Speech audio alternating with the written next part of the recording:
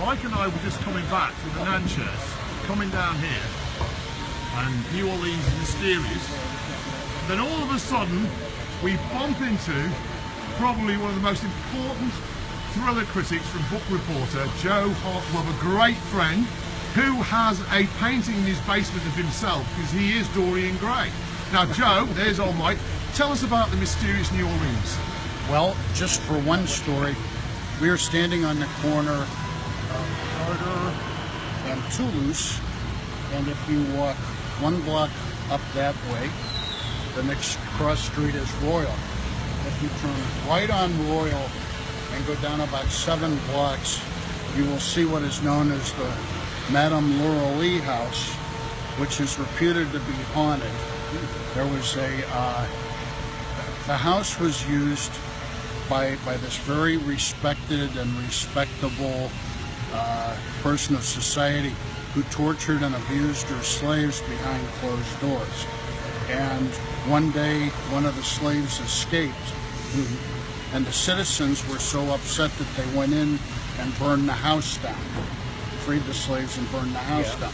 That house still stands up there. It's not the House of the Rising Sun, is it? Yeah, and It's not the House of the Rising Sun? No. Right.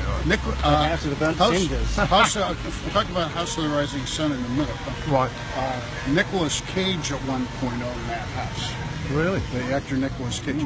House of the Rising Sun is, no one is actually really sure where that existed, but the thought is that it did exist. If it did exist, it existed toward that way. If you turn right on Iberville Street, then and go down, it might have been somewhere around there. Yeah. But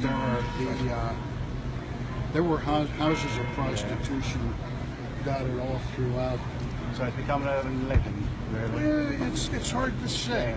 It's hard, but nobody really knows where that is. And it was the British, the Animals, that made it famous. Absolutely, they did. And you are the musical man, aren't you? Old Lead Belly song, yes. Yeah. Yes, if you guys have time at some point and are interested, if you want to go by Fats Domino's house, I can show you where. You kidding me?